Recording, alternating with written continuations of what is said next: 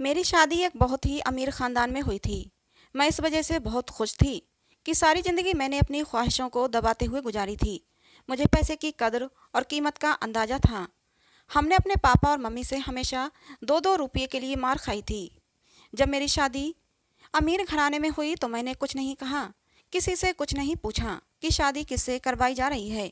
मुझे तो इस बात की खुशी थी कि मैं ब्याह कर इस जेल से निकलकर एक बड़े से महल में जाऊंगी जहां आगे पीछे बहुत सारे नौकर मेरी सेवा करेंगे और मैं बस उनको हुक्म दिया करूंगी। और बात भी ऐसी ही थी। मेरी बारात मेरे घर के अंदर दाखिल हुई थी तो मैं सोच भी नहीं सकती थी कि इतने स्मार्ट और महंगे महंगे कपड़े वाले लोग जो मेरे घर पर आए हैं वो मेरे ससुराल वाले हैं। उन सबके चेहरे पर बहुत ही खूबसूरती और चमक दमक थी। हमारा मोहल्ला तो गरीबों का मोहल्ला था। हमने तो मेकअप भी सस्ता वाला करा रखा था। लेकिन जब ये लोग मुझे ब्याह कर अपने घर ले गए तो मैं उस घर को देखते ही रह गई थी। घर क्या था, राजा महाराजाओं जैसा महल था।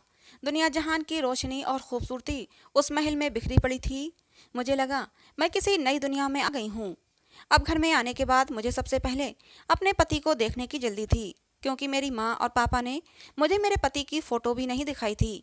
बस कहा था कि तुम हमारी अच्छी बेटी हो और अच्छी बेटियां अपने पति को देखने की जिद नहीं करती। हालांकि लड़कियों को ये हक है कि वो अपने होने वाले पति को देखें, पर मेरे पापा ने और मेरी माँ ने ये हक मुझसे छीन लिया था। जब मैं अपने ससुराल में दाखिल हुई तो मेरा स्वागत मेरे पति की बजाय मेरी सास ने किया था और मुझे मेरे पति के कमरे में बिठाने की बजाय मेरी सास के कमरे में ही बैठा दिया गया था।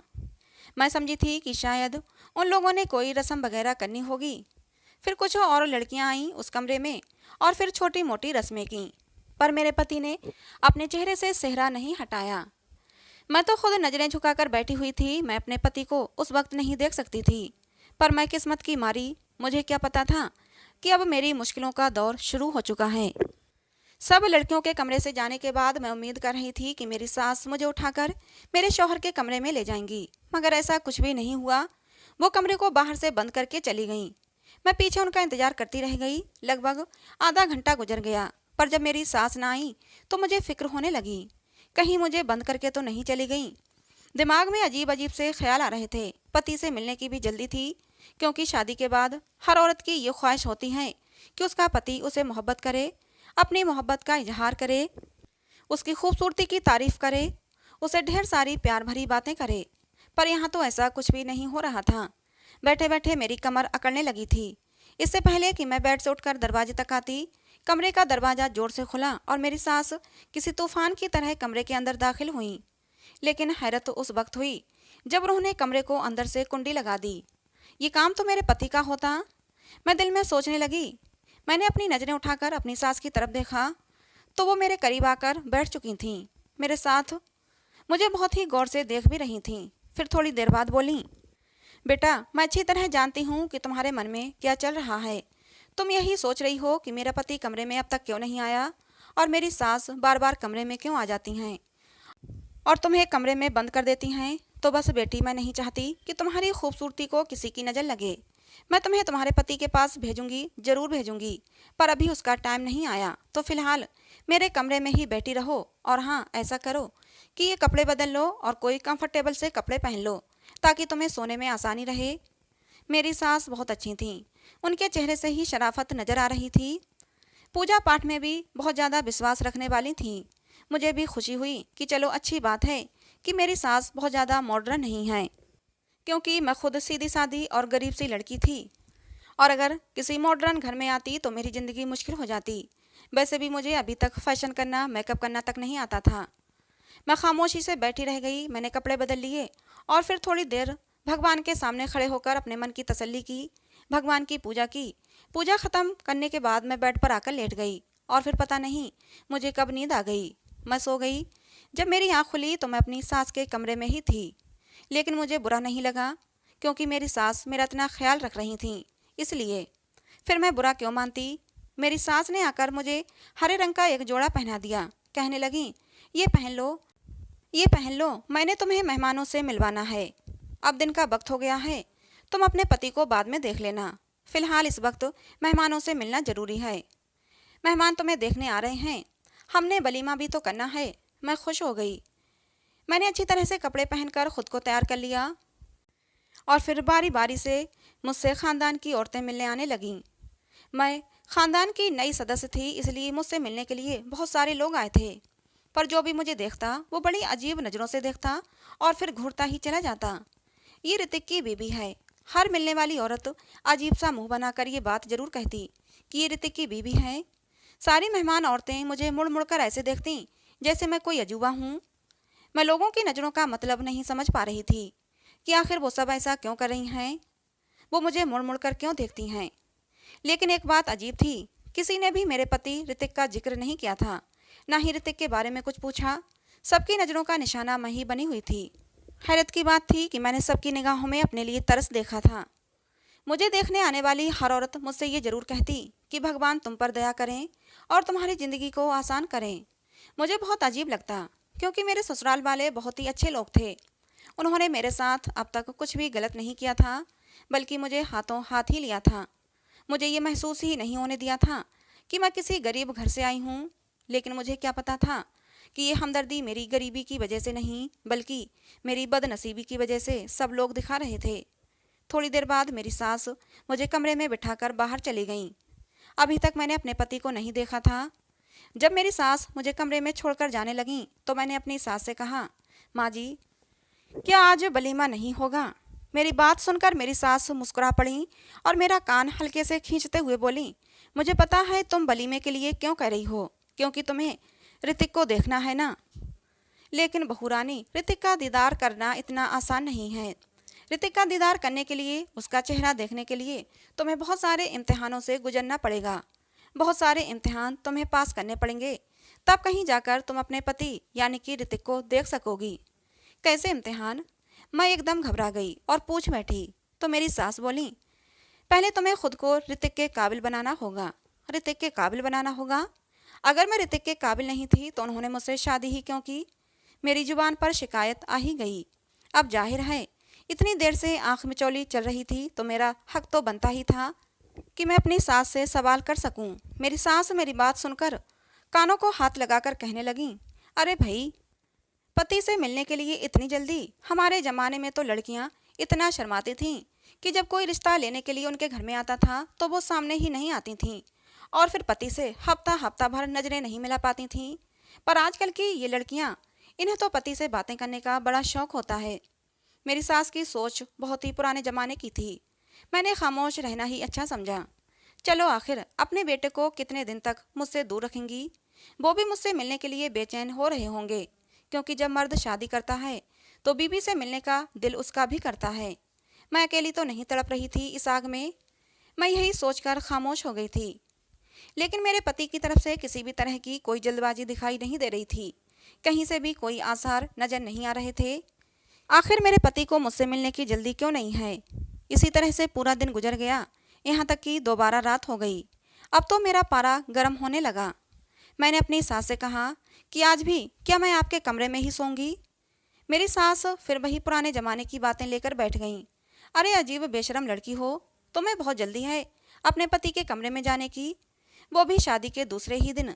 मेरी बातों को मेरी सास ने बहुत ही अजीबो गरीब बना दिया था कि मेरा दिल ही उठ गया। अच्छा चलो, एक काम करते हैं, मेरी सास ने मुझसे अपने पास बुलाते हुए कहा। क्या काम? मैंने सवालिया नज़रों से उनकी तरफ देखा।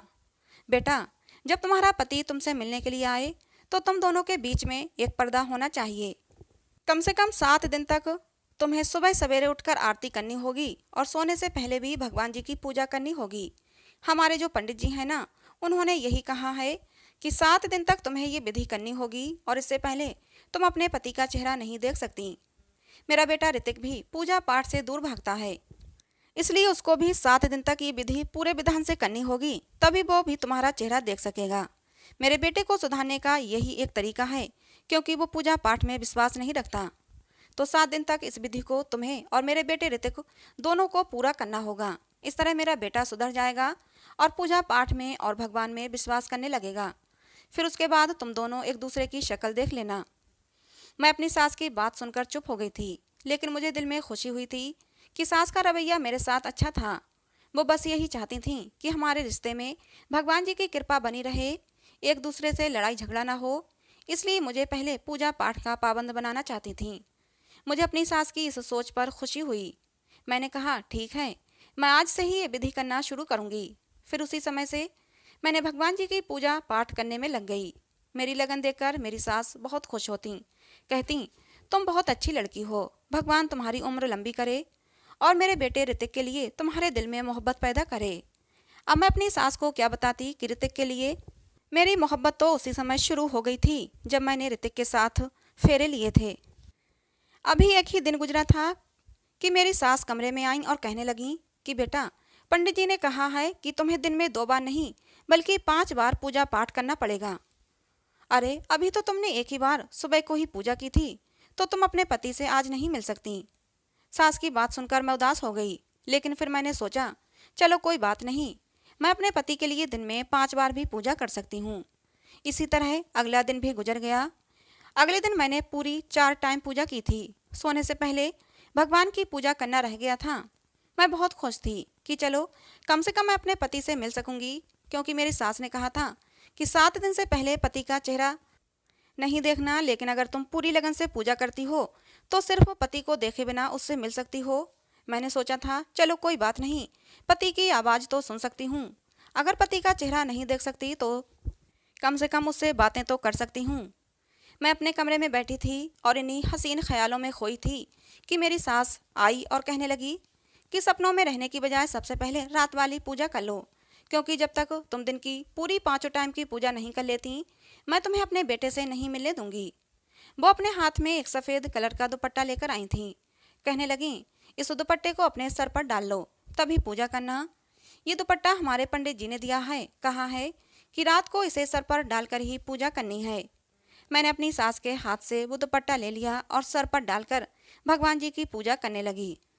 उस दुपट्टे से हल्की हल्की खुशबू आ रही थी, जो मुझे बहुत अजीब सी लग रही थी।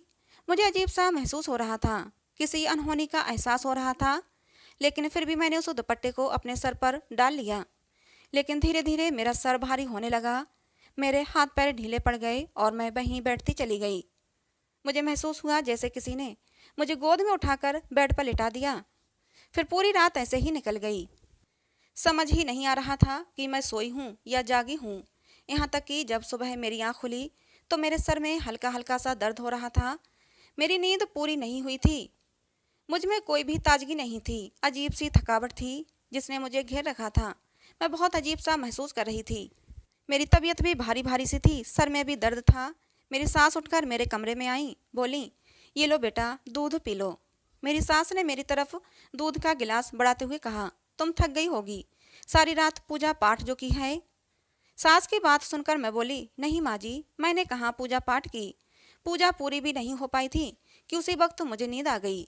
मेरी बात सुनकर मेरी सास बोली, ओहो बेटी, ये क्या कर दिया, अब तो मैं तुम्हें आज भी ऋतिक से मिलवाने से रही। ये कहकर मेरी सास ने मेरे सर पर एक और बम गिरा दिया। तो क्या मैं अपने पति से मिलने के लिए सारी जिंदगी ऐसे ही तरसती रहूंगी? मेरी बात सुनकर मेरी सास जोर से हंस पड़ी और कहने लगी, मैंने कब कहा कि तुम ऋतिक से नहीं मिल सकती?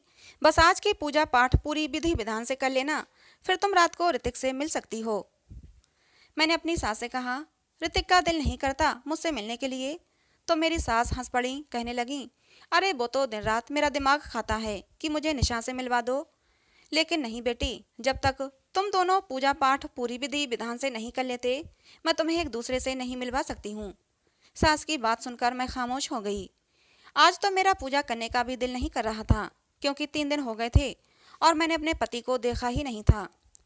एक अजीब सा सिलसिला शुरू हो चुका था। अब दिन में 4 बार पूजा करती, लेकिन रात की पूजा करने के बाद मेरी सास मेरे कमरे में आती और कहती कि बेटी, आज मैं तुम्हारे लिए ये फला चीज़ खाने को लाई हूँ, ये तुम खा लो। मैं वो चीज़ खा लेती और उसे खाते ही मुझे नींद आ जाती।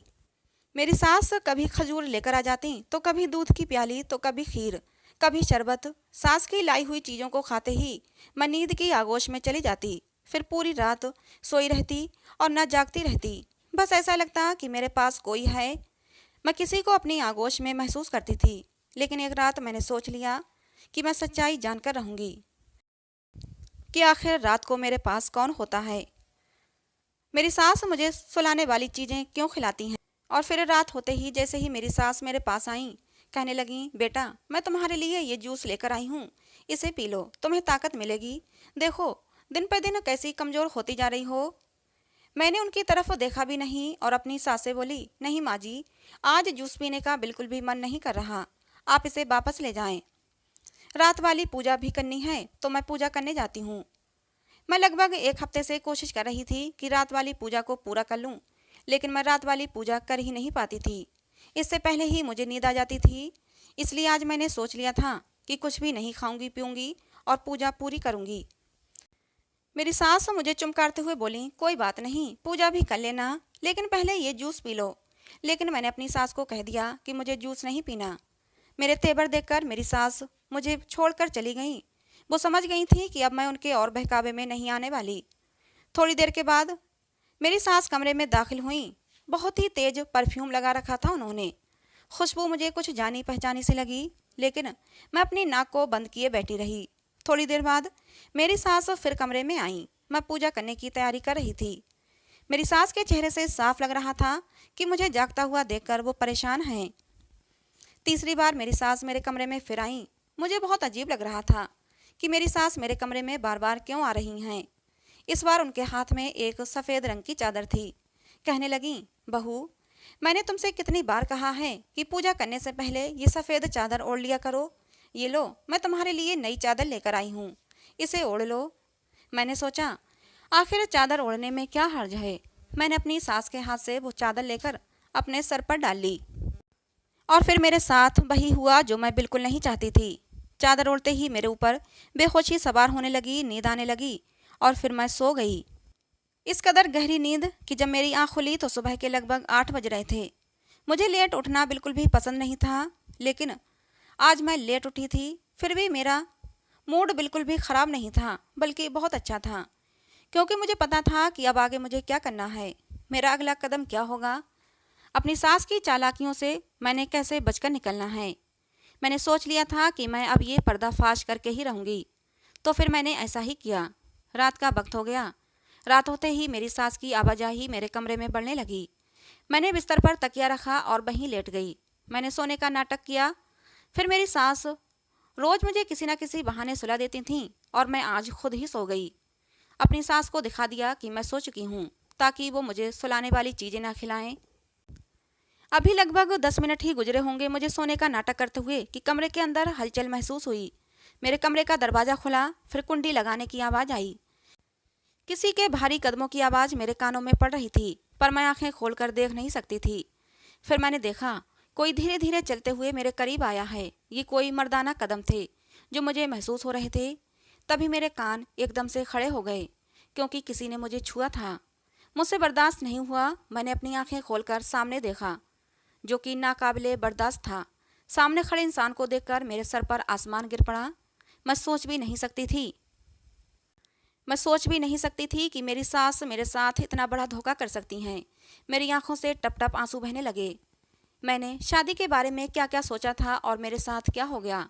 भगवान, मैं कहाँ फंस गई। मैंने दिल ही दिल में सोचा। मेरे दिल की धड़कन तेज हो चुकी थी। मैं बेड से उतरकर किसी बात की परवाह न करते हुए कमरे से भागी और भागती हुई बाहर आ गई। मेरी सास ने मुझे देखा तो वो हक्का बक्का रह गईं। उनके चेहरे का रंग पीला पड़ गया। मैं अपनी सास से बोली, आपने मेरे साथ इतना बड़ा धोखा किया, आपको शर्म नहीं आई? अगर मेरी जगह आपकी बेटी होती तब भी क्या आप यही करती? मेरी आंखों से लगातार आंसू बहे जा रहे थे। आपने अपनी औलाद पैदा करने के लिए ये सब कुछ किया। मैं सोच भी नहीं सकती थी कि आप लोग इतना नीचे गिर जाएंगे, इतने घटिया निकलेंगे। मेरी बात सुनकर मेरी सास मेरे पास आई और मेरे हाथ को थामते हुए कहने लगी, बेटी भगवान के लिए ऐसी बातें ना करो। मैंने तुम्हारा चेकअप करवाया है। तुम थकी थकी सी रहती थी, तुम्हें चक्कर आते थे, तुम्हें याद है ना? उस दिन हमारे घर एक दाई आई थी, उसी ने तुम्हारा चेकअप किया था। उसने बताया कि तुम उम्मीद से हो। मेरी सास ने मेरे सिर पर एक और बम फोड़ दिया। ये क्या कह रही हैं आप? आपने तो कहा था कि मेरे बेटे से मिलने के लिए तुम्हें न जाने क्या क्या इम्तिहान पास करने पड़ेंगे। फिर मैं पेट से कैसे हो गई? आप ये कैसे कह सकती हैं कि मैं आपके बेटे के बच्चे की माँ बनने वाली हूँ? आपको एहसास भी है कि आप क्या कह रही हैं? मेरी सास मेरी बात सुनकर सर झुकाकर बोली, बेटी मैं क्या करती, मैं मजबूर थी। औलाद की खुशी किसे नहीं चाहिए होती। अगर मैंने उसके लिए थोड़ी सी हेरा फेरी कर ली तो क्या हुआ, मुझे माफ़ कर दो। मैं कुछ नहीं कर सकती थी। एक माँ होने के नाते मुझे अपनी भलाई भी सोचनी थी और अपने बेटे की खुशी भी सोचना थी। मैंने अपने सास की कोई बात नहीं सुनी। सास मेरी विनती कर रही थी कि अब तो तुम्हारी कोख में हमारा पोता है, हमारी औलाद है, तो तुम्हें इस तरह घर से नहीं जाना चाहिए। लेकिन मैं अपनी सास की कोई बात सुनना नहीं चाहती थी। इतने बड़े धोखे के बाद मैं इस घर में रहती, ये मुझे बिल्कुल भी गवारा नहीं था। मैंने अपने आप को कमरे में बंद कर लिया और अपना सामान पैक करने लगी और फिर सीधा अपने माँ बाप के घर आ गई। माँ बाप को भी मैंने सारी कहानी सुनाई। मेरी माँ मेरी बात सुनकर हक्का बक्का रह गई। बोली कि बेटी, हमें माफ़ कर दो, हमें ये सब पहले से पता था, लेकिन हमने तुम्हें ये बात जानबूझकर नहीं बताई थी। मैं सोच भी नहीं सकती थी कि मेरी माँ मेरे साथ ऐसा कर सकती हैं। मैंने कहा, आप लोग तो मेरे अपने थे, फिर आप लोगों ने मेरे साथ इतना बड़ा धोखा क्यों किया। मैं रोने लगी तो मेरी माँ मेरा हाथ थाम कर कहने लगी, बेटा हमें माफ़ कर दो, हम मजबूर थे। क्योंकि बेटियों के माँ बाप हमेशा मजबूर होते हैं। अपनी माँ की बात सुनकर मैं चीख पड़ी। बोली, आप मजबूर नहीं थीं, आप लालची थे। मेरी बात सुनकर मेरी माँ रोने लगी। अब मुझे उनको भी इस तरह से कहना अच्छा तो नहीं लग रहा था, लेकिन मैं क्या करती, क्योंकि उन्होंने मेरे साथ बहुत बड़ा धोखा किया था। तभी एक और अनहोनी हो गई। घर के दरवाजे पर दस्तक हुई। घर के बाहर मेरी बड़ी बहन खड़ी हुई थी। उसका हुलिया देखकर लग रहा था कि वो भी अपने पति से लड़कर आई है। ये सब देखते ही मेरा दिल बैठने लगा। मैंने कहा, तुम भी अपने घर में सुकून से नहीं हो। तुमको सुकून नहीं तो मुझे कैसे हो सकता है। तुम्हारी शादी तो इतने बड़े घर में हुई है, तब भी तुम खुश नहीं हो तो मैं कैसे खुश रह सकती हूँ। हमारे घर में रुपये पैसों की तंगी है, रोज घर में लड़ाई झगड़े होते हैं। मेरा पति मुझे मारता पीटता है, एक वक्त की रोटी के लिए भी हम लोग तरस जाते हैं। अब हम दोनों बहनें अपने माँ बाप के घर बैठ गए थे। मुझे लगने लगा कि मैं अपने माँ बाप पर जुल्म कर रही हूँ। रात को सोने के लिए लेटी तो वही वाला मंजर मेरी आंखों के सामने घूमने लगा जब मेरे कमरे में कोई आया था और मैं चीखकर अपनी सास के पास पहुंची थी। मेरे कमरे में आने वाला कोई और नहीं बल्कि मेरा पति था। मेरा पति इतना कुरूप था कि उसकी शक्ल देखते ही मेरे सर पर आसमान गिर पड़ा था। पता नहीं मेरा पति जन्म से ही इतना बदसूरत था या फिर बाद में किसी दुर्घटना में ऐसा हुआ था, लेकिन जो भी हुआ था बहुत ज़्यादा बदसूरत था मेरा पति। यही सब सोचते सोचते मेरा दिल घबराने लगा। मैं एकदम से उठकर बैठ गई। मुझे लगा कि मैं अपने माँ बाप के साथ बहुत गलत कर रही हूँ। मेरे माँ बाप ने जो भी किया वो मजबूरी में किया, क्योंकि हम बहुत गरीब लोग थे और गरीब की लड़की बिहाने कोई नहीं आता, सब दहेज के लालची होते हैं। अगर मेरा पति बदसूरत है तो क्या हुआ, मुझे उसकी सूरत देखकर डर तो बहुत लगा था। मैं बेहोश होते होते बची थी और यही बात मेरे माँ बाप ने मुझसे छुपाई थी, लेकिन वो क्या कर सकते थे। मेरे माँ बाप की भी मजबूरी थी और मेरी सास की भी मजबूरी थी। वो भी अपने बेटे की खुशी चाहती थीं, अपने ख़ानदान का वारिस चाहती थीं। ये बात मेरे पति ने ही अपनी माँ से कही थी कि मेरे चेहरे को मेरी पत्नी से छुपा कर रखा जाए, क्योंकि इतने बदसूरत इंसान के साथ कोई भी लड़की रहना पसंद नहीं करेगी। फिर मैंने अपने माँ बाप की गरीबी और मजबूरी को देखते हुए एक फ़ैसला लिया। अपने बदसूरत पति के साथ रहने के लिए मैं तैयार हो गई। मैंने अपना सामान बांधा और वापस अपनी ससुराल आ गई, जहाँ पर मेरा पति और मेरी सास मेरा इंतजार कर रहे थे। मेरे पति का सर मेरे सामने झुका हुआ था और वह मुझसे माफ़ी मांग रहे थे। मुझे माफ़ कर दो, मैंने तुम्हारे साथ बहुत बुरा किया है, तुम्हें धोखा दिया, तुम्हारी उम्मीदों और ख्वाबों को तोड़ा है। लेकिन यकीन करो, मैं दिल का बहुत अच्छा हूँ। तुम जैसा कहोगी मैं वैसा ही करूँगा। मेरी सास भी मुझसे माफ़ी मांग रही थीं। कहने लगीं, बेटा हमें माफ़ कर दो, हमारी मजबूरी थी। कौन माँ ऐसी होगी और कौन माँ चाहेगी कि उसके बेटे का घर ना बसे और उसके ख़ानदान को वारिस ना मिले। मैंने अपनी सास और अपने पति को माफ़ कर दिया। ये तो मुझे पता था कि ऋतिक एक बहुत अच्छे पति साबित होंगे और मेरा बहुत ख्याल रखेंगे। अब जो भी था जैसा भी था, ऋतिक ही मेरे पति थे, इसलिए मैंने अपने पति को माफ़ कर दिया और अपने पति के घर पर ही रहने का फ़ैसला कर लिया। तो दोस्तों, आपको हमारी ये कहानी कैसी लगी? क्या निशा ने जो फ़ैसला किया वो सही था या गलत? अपनी राय कमेंट बॉक्स में ज़रूर बताना। कहानी पसंद आई हो तो प्लीज़ लाइक करना और हमारे चैनल को सब्सक्राइब भी करना। कहानी को अंत तक सुनने के लिए आप लोगों का बहुत बहुत धन्यवाद।